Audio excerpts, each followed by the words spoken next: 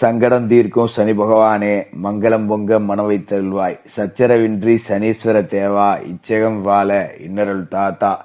நேயர்கள் எல்லாருக்கும் வணக்கம். சனி பயிற்சி 2026, அதாவது வாக்கிய கணித பஞ்சாங்கப்படி ஒரு முழுமையான சனி பயிற்சி அப்படிங்கிறது 6ஆம் தேதி, அதாவது மார்ச் 6ஆம் தேதி காலையில 8:24 மணிக்கு நடக்க போகுது. திருநள்ளாறு நேரப்படி ஒரு அற்புதமான பயிற்சி. சனி பகவான் இதுவரைக்கும் 5 வருடமா பாத்தீங்கன்னா ஆட்சியிலேயே இருந்தாரு. 2.5 வருடம் மகர ராசியில ஆட்சியில இருந்தாரு, 2.5 வருடம் கும்பராசியில ஆட்சியில இருந்தார். இப்ப சுத்தமா அவரு கரெக்டா புரட்டாதி நட்சத்திரம் 4ஆம் பாதத்துல மீன ராசிக்கு மாற போறாரு. காலபுருஷனுக்கு 12வது இடம் விரயஸ்தானத்துக்கு சனி மாற போறார். சனி பயிற்சி அப்படின்னாலே எல்லாருக்கும் பயம் இருக்கும். உங்களோட ராசிக்கு சனி என்ன போகுது, ஐயோ என்ன நடக்க போதோ, ஏது நடக்க போதோ, உலக நிலவரம் வார சரியில்லையே, இந்த வாட்டி சனி என்ன செய்ய போறாரு அப்படிங்கிற மாதிரி எல்லாம் உங்களுக்கு பயமும் இருக்கும். ஆனா பயத்தெல்லாம் ஒதுக்கி வைங்க. நிறைய நன்மைகளை வாரி கொடுக்க சனி பகவான் வரார். காலபுருஷனுக்கு 12வது வீட்டுக்கு சனி வரார் அப்படின்னா உலகத்தோட தீமைகளை எல்லாத்தையும் அழிக்க போறார். உழைச்சி சம்பாதிக்கிற எல்லாத்தையும் உயர்த்த போறார். குறுக்கு வழியில பணம் சேர்த்தவங்களெல்லாம் கால வார போறார். நல்லது நடப்பவர்களுக்கு நல்லதே நடக்கும் அப்படிங்கறதால எந்த ராசிக்காரர்களா இருந்தாலும் உங்களுக்கு சனி எத்தனாவது இடத்துல இருந்தாலும் அதை நீங்க கவலைப்பட தேவையில்லை. உங்களோட ராசிக்கு சனி என்ன கொடுக்க போறார் அப்படிங்கிறத பார்த்துருவோம். துலா ராசி நேயர்களே, இந்த சனி பயிற்சியை எதிர்பார்த்து காத்துக்கிட்டு இருக்கக்கூடிய நபர்கள்ல முக்கியமானவர்கள் துலா ராசிக்காரர்கள். ஏன்னா இந்த சனி பயிற்சியை பொறுத்த வரைக்கும் டாப்ல உட்காரக்கூடிய 3 ராசிகள்ல துலா ராசி ஒண்ணு. கடந்த காலகட்டத்தில் துலா ராசிக்கு சோதனைகள் அப்படிங்கிறது அதிகமாகவே இருந்திருக்கு. குறிப்பாக இந்த 2024 அப்படின்னு பார்த்தீங்கன்னா சனி பகவான் பூர்வ புண்ணிய ஸ்தானத்தில் இருக்காரு. 2025 மார்ச் 29 தான் ருணரோக சத்துருஸ்தானம் அப்படிங்கிற 6வது வீட்டுக்கு போக போறாரு. இதே காலகட்டத்தில் பார்த்தீங்கன்னா உங்களுக்கு குருவும் அஷ்டமத்தில் மாட்டிக்கிட்டாரு. அப்போ 2024 அப்படிங்கிறது ஏதோ வந்துச்சு போணுச்சு அப்படிங்கிற மாதிரி தான். என்னத்தை 2024 பெருசாக நான் ஜாதிக்கவும் இல்லை, பெருசா எதுவும் சாதிக்கல, ஒரு நல்ல வேலை கிடைக்கல, என்னென்னமோ திட்டம் போட்டு வச்சிருந்தேன், ஆனா ஒண்ணு கூட விளங்கல அப்படிங்கிற மாதிரி 2024 கடந்து போயிடுச்சு. இப்ப 2025 உங்களுக்கு எப்படி இருக்கு? மார்ச் 29 சனி பயிற்சி, தேதியை குறிச்சு வச்சுக்கிங்க. இன்னையில இருந்து உங்களோட விஸ்வரூபம் அப்படிங்கிறது ஆரம்பம். ஏன்னா சனி பகவான் 6வது வீட்டுக்கு போறார். 6வது வீடு அப்படிங்கிறது மறைவு ஸ்தானம். சனி பகவான் யாரு அப்படின்னு பாத்தீங்கன்னா உங்களோட ராசியை பொறுத்த வரைக்கும் 4வது வீட்டுக்கும் 5வது வீட்டுக்கும் அதிபதி சனி. அவர் 6வது வீட்டுக்கு போறார் அப்படிங்கிறது ஒரு உச்சபட்ச வளர்ச்சி.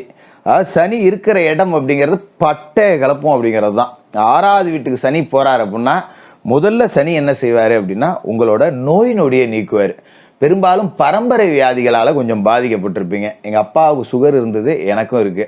குறிப்பாக சைனஸ் பிரச்சனை. அப்பாவுக்கு சைனஸ் பிரச்சனை இருந்தது, அம்மாவுக்கு சைனஸ் பிரச்சனை இருந்தது, அது எனக்கும் வந்துருச்சு. சில பேருக்கு பிளட் ப்ரெஷர் இருக்குது. இந்த மாதிரி பரம்பரை வியாதிகளால் பாதிக்கப்பட்டிருப்பீங்க. அது எல்லாம் இப்போ சரியாகும். இப்போ தாண்டா கொஞ்சம் கண்ட்ரோலுக்கு வந்துச்சு அப்படிங்கிற மாதிரி இருக்கும். எடுத்த உடனேயே உங்களோட தேக ஆரோக்கியம் அப்படிங்கிறத சரி பண்ணி வருவார். அடுத்ததாக பார்த்தீங்கன்னா கடன் இருக்கும். கண்ணு முன்னு தெரியாத கடன் அப்படிங்கிறது இருந்திருக்கும். என்ன காரணம்னா இந்த அஷ்டமத்தில் குரு மாட்டிக்கிட்டப்போ கொஞ்சம் பணத்தட்டுப்பாடு அப்படிங்கிறது ஏற்பட்டிருக்கும். அல்ல அர்ஜென்ட்டு கூட நாம கடன் வாங்க வேண்டிய ஒரு சூழல் தான் இருந்தது. என்ன காரணம்னா இப்போ சனி 5ல் இருந்தாலும் ராசிக்கு 11, 2, 7 இந்த 3 வீட்டை பார்த்துட்டாரு. 11ங்கிறது லாப வீடு, 2ங்கிறது தன வீடு, 7ங்கிறது கலத்தர வீடு. இந்த 3 வீட்டையும் சனி காலி பண்ணி விட்டாரா, கையில் காசே இல்லை.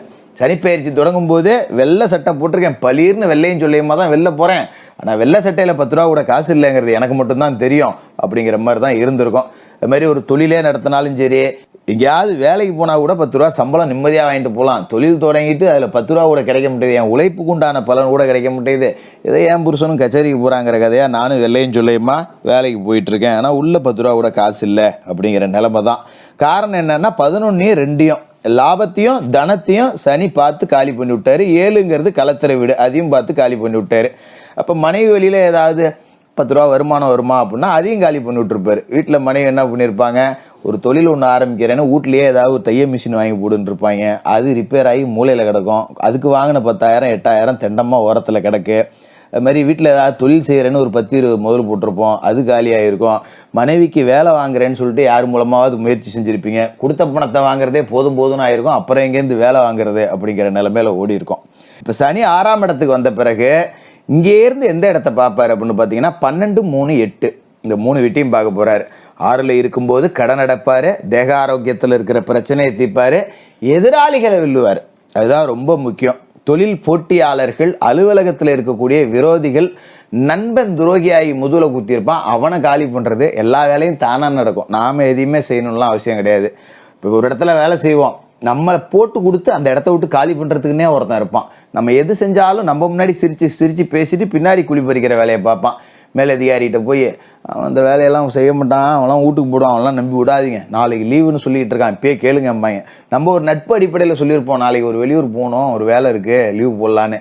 வேறு காரணம் ஆனால் அலுவலகத்தில் சொல்லியிருப்போம், அதை இவன் போய் போட்டு கொடுத்துருவான், நம்மகிட்ட சிரிச்சே பேசிக்கிட்டு. இந்த மாதிரியான வேலைலாம் நடக்கும். இந்த மாதிரி ஆளுங்கள்லாம் காலி பண்ணி விட்ருவார். அவன் எங்கேயா ட்ரான்ஸ்ஃபர் வாங்கிட்டு ஓடி போவான். இல்லைன்னா நமக்கு எதிராக இருந்த மேலதிகாரிகள் இடமாற்றப்படுவாங்க.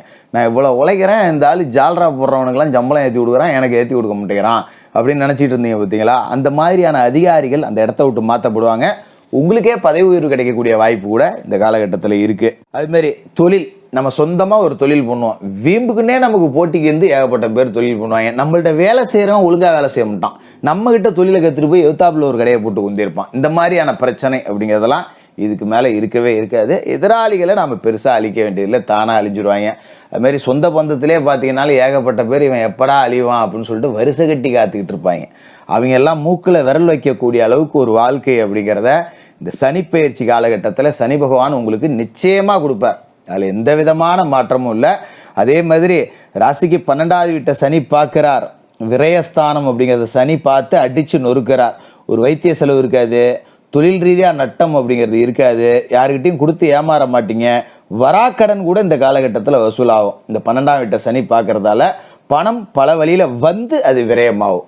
வீடு கட்டலாம், மனை வாங்கலாம், இருக்கிற வீட்டை புதுப்பிக்கலாம். இல்லை இப்போ ஃபர்ஸ்ட் ஃப்ளோரில் ஒரு வீடு கட்டியிருக்கேன், செகண்ட் ஃப்ளோரில் ஒன்று கட்டி வாடகைக்கு விட்றேன், இல்லை ஒரு கடை கட்டி காம்ப்ளெக்ஸ் விட்றேன், இந்த மாதிரியான வேலைகள் எல்லாமே தாராளமாக செய்யலாம். அதில் எந்த விதமான மாற்றமும் இல்லை. ஒரே ஒரு பிரச்சனை என்ன அப்படின்னு பார்த்தீங்கன்னா, உங்களோட ராசியை பொறுத்த வரைக்கும் 3வது வீட்டை சனி பார்க்குறார். 3வது வீட்டில் சனி பார்வை விழுவுது அப்படின்னாலே சகோதரர்களுக்குள்ள பிரச்சனை அப்படிங்கிறத கொடுப்பாரு. அதனால் கூடுமான வரைக்கும் சகோதரர்கள் ஒருத்தருக்கு ஒருத்தர் விட்டு கொடுத்து போகணும். பூர்வீக சொத்தை பிரிக்கணும்னா சனிப்பெயர்ச்சிக்கு முன்னாடியே பிரிச்சிங்க. சனிப்பெயர்ச்சி காலகட்டத்தில் போய் பிரிச்சிங்க அப்படின்னாக்க அதில் ஒரு வாக்குவாதம், வல்லடி வழக்கு போட்டு கேஸ் இழுத்துக்கிட்டு கிடக்கிறது, இந்த மாதிரி வேலைலாம் இருக்கும். அது மாதிரி அண்ணன் தம்பி பங்காளிகளுக்குள்ள குடுக்கல் வாங்கல் வச்சுக்காதீங்க. கொடுத்துருந்தா வாங்கிருங்க, வாங்கியிருந்தா சனிப்பெயர்ச்சிக்கு முன்னாடியே கொடுத்துருங்க. இதுதான் இந்த காலகட்டத்தை பொறுத்த வரைக்கும் உங்களுக்கு நல்லது. அதுமாரி குடும்பமான வரைக்கும் பக்கத்து இடமா இருந்தாலும் அளந்து அவங்கவுங்க காம்பவுண்டோ வெளியே போட்டுக்கிறது அப்படிங்கிறது தான் நல்லது. அதோட சகோதரிகள் வீட்டில் ஒரு விசேஷம் அப்படின்னா போனமா வந்தமான இருக்கணும். அங்கே போய் நாம் முன்னாடி செய்கிறது போகிறது வர்றதுன்னு நம்ம ஆர்வ கோளாறுல ஒரு ஆசா பாசத்தில் செஞ்சு கெட்ட பேர் வாங்கிடக்கூடாது. அவங்கவுங்க பர்சனல் விஷயத்தில் குடும்பமான வரைக்கும் முழுசாக தலையிடாமல் ஒதுங்கிறது அப்படிங்கிறது தான் நல்லது. கூடுமான வரைக்கும் ஒருத்தருக்கு ஒருத்தர் சந்திப்புகளை குறைச்சிக்கிறது நல்லது. ஒரே வீட்டில் இருந்தாலும் என்ன நல்லா இருக்கேன் அதோட முடிச்சுக்கணும். சும்மா அந்த கூடி குலையிற வேலை அப்படிங்கிறத வச்சுக்கிட்டா பிரச்சனையை கொண்டாந்து தான் கொடுக்கும். அதனால் அந்த விஷயத்தில் ரொம்ப கவனமாக இருங்க. காலையில் அவங்க வீட்டில் இருக்காங்களா, நீங்கள் அவங்களுக்கு முன்னாடி டியூட்டிக்கு போங்க, அவங்க வந்த பிறகு வாங்க, இப்படி தான் அனுசரித்து ஓட்டிக்கணும். பெரும்பாலும் சந்திப்புகள் அப்படிங்கிறத குறைச்சிக்கிறது நல்லது. 8ஆம் இடத்துல அஷ்டமஸ்தானத்தில் விழுகிற சனியோட பார்வை உங்களை நிம்மதியாக தூங்க வைக்கும். அது ரொம்ப முக்கியம். உங்களோட உறக்கம் அப்படிங்கிறது நிம்மதியாக இருக்கும். ஒரு மனுஷன் நிம்மதியாக தூங்குறான்னா அவன் மனசில் எந்த கஷ்டமும் இல்லை அப்படின்னு அர்த்தம்.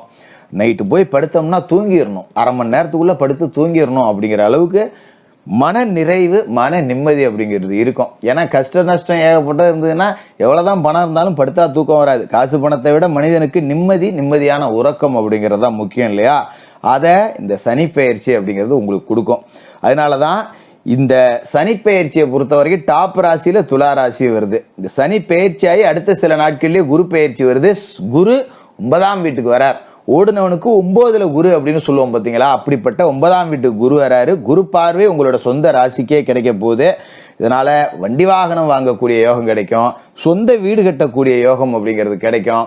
எல்லா விதமான சகல பாக்கியங்களும் கிடைச்சி 2025 சனிப்பெயர்ச்சியில் டாப்பில் உட்கார போகிற ஒரு ராசி துலா ராசி அப்படின்னு சொல்லலாம்.